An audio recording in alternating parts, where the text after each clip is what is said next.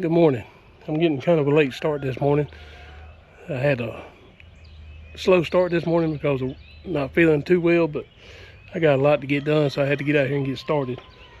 First thing I'm going to do today is I'm going to set up my community feeder for my for the beehives, because I have quite a few honeybees flying in my yard, so I know there's a colony nearby. So I'm going to set this feeder up, try to start attracting them to the yard better.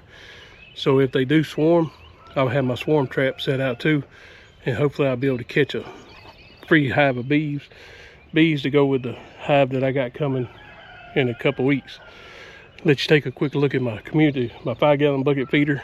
You know, some people call them a community feeder, but mine's a little bit different than what you see on most YouTube channels.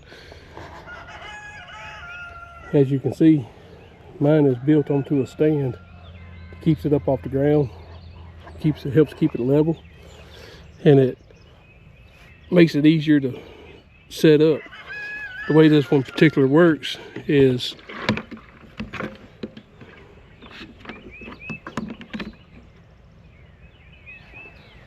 when you flip it over, this support bar catches this screw right here and locks it in place. Then I got a ball valve here to fill it with. The man I got this from had to get out of beekeeping because of his age, and he had the pumps set up to fill them with, so made it easier. So I'm just going to have to transfer my syrup water into a milk jug and just pour them in with a funnel. And then once you get it filled, you just close your ball valve, flip it back over, and it works like a normal 5-gallon bucket feeder. And the holes are drilled into the rim there, so the rim will fill up with the syrup, and the vacuum in the bucket will stop the flow until the bees drink it down. I am planning on switching that bucket out for a newer bucket later on, because as you can see, it's supposed to be an orange bucket. It's actually a Home Depot bucket, and it's faded out to where it's turned yellow. So I'll go back and get a new bucket and change it out after I run this cycle. But I have another bucket here, and we're going to mix up a 1-to-1 ratio syrup that comes out to 25 pounds of sugar and 25 pounds of water. And if you're trying to figure out how to figure out 25 pounds of water, a gallon of water is 8.3 pounds. So that means that 25 pounds of water is 2.99 gallons. And it's warm, you know, we're going to use warm water in the solution. It's not boiling, it's just hot water out of my tap.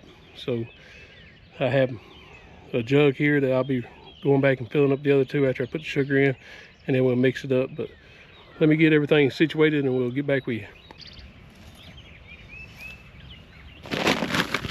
Okay, we got a 25-pound bag of just plain white sugar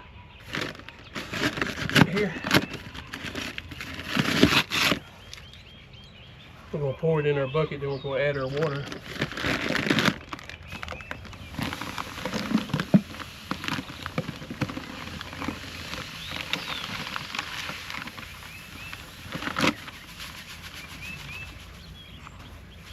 That's the bag of sugar. Now let's get the first gallon of water in.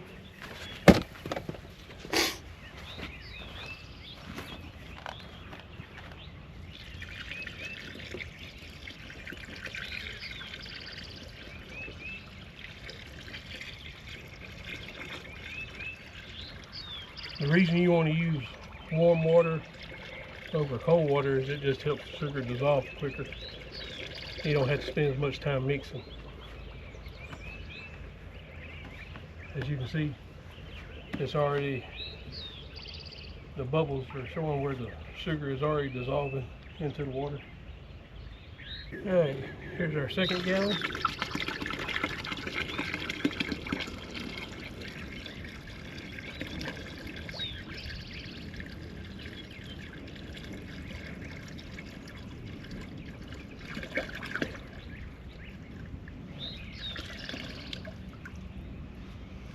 I'm going to go ahead and mix this a little bit before I put my third gallon in, just to get it broke up.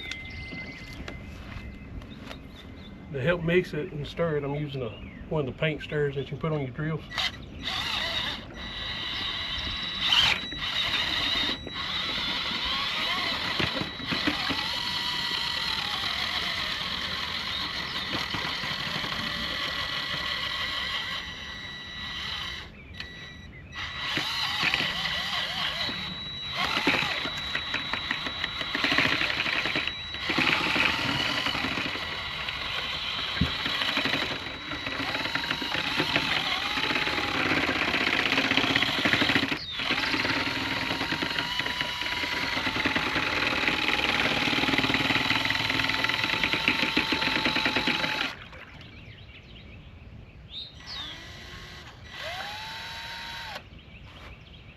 Here's our 3rd gallon. Now when I fill my feeder up, I'm not going to put the whole 5 gallons in it, maybe about 2.5 gallons to start with.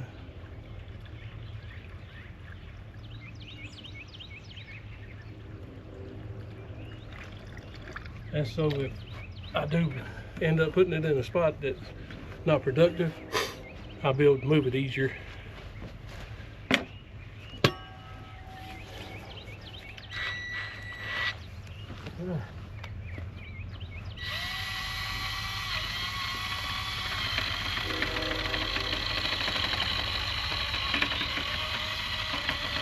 You just want to mix it until you don't feel any crystals on the bottom or any lump.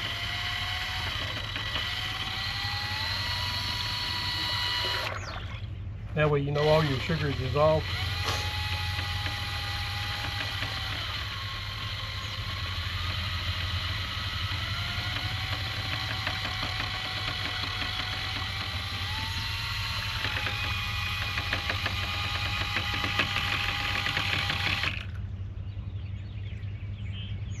The other thing you can look on too is you can look at your paddle, and if you're seeing sugar crystals still on it, you know it still needs some more mixing.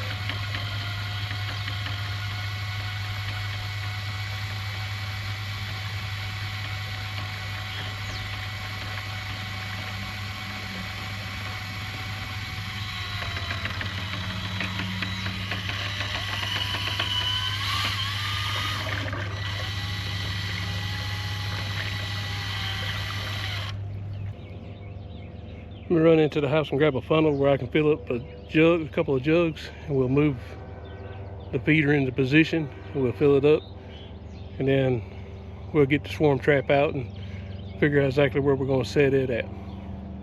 Okay, I went in the house and got a measuring cup to dip the syrup out with and a funnel, and I'm going to do this the old-fashioned way. I'm just going to fill it up. Like I said, I'm only going to probably put a couple of gallons into the feeder today.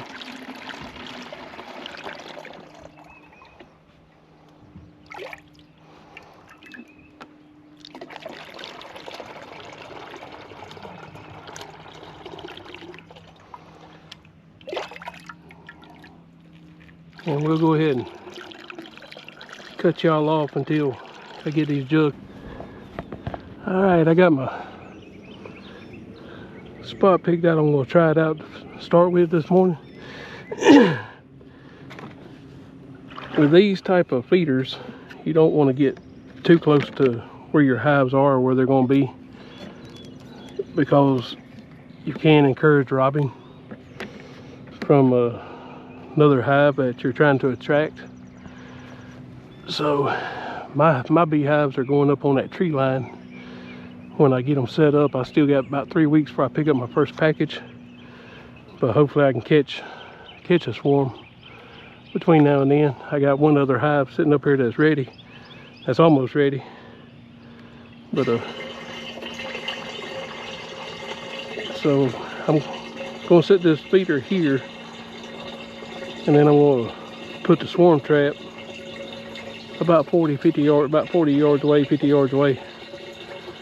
And hopefully the bees that this feeder brings in, if they get ready to swarm, if they're going to swarm this year, they're already used to coming here and know there's a food source. I got some water in that abandoned swimming pool that gives them a water source, and we got a spring that's not too far down from us. So hopefully it'll be a good spot for them to take up residence, and they will go in my trap and start building that comb. And then I can come back later on and pull them out and put them in my other hive and get them set up and start raising that colony.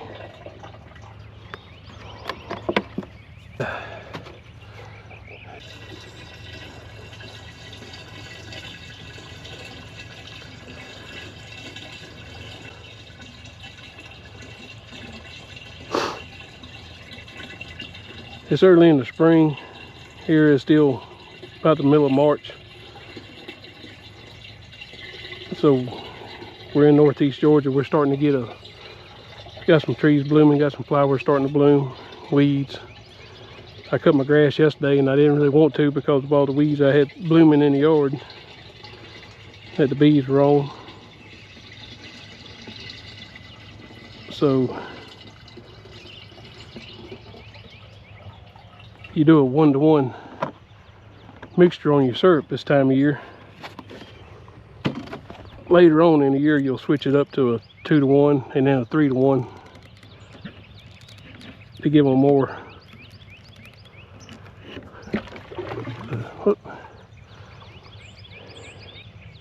they're starting to fill it, starting to fill up. Let's see if the vacuum starts. All right, here's the swarm trap. I'm going to try it right here on this little picnic table thing that came with our house. It's a giant slab of granite with the benches made, and it's too big for me to move. I got to find somebody to deal with it, but it's not too far, about 35-40 yards from the feeder we just set up, and it's about 50 or 60 yards from where the hives are actually going to be, maybe 100. So it's a good middle of the road spot. The only thing is my wife may not like it because it's right next to one of our chicken coops that she has to walk by every day to come get eggs, and she's still not 100% convinced about having the bees in the yard. So she's always told me that once I get them, that it's going to be my hobby and that I don't have to be doing it on my own. So when she gets home from work day and comes out here and gets the eggs, we'll see how she feels about the trap being sitting here. But it'll only be here for a few days after, you know, if we catch a swarm in it, and 10 days later it'll be moved to the other hive. So I'll keep y'all posted on how it's going, if I'm seeing any honeybees on the feeders, or if we catch a swarm. I'll be sure to put it on video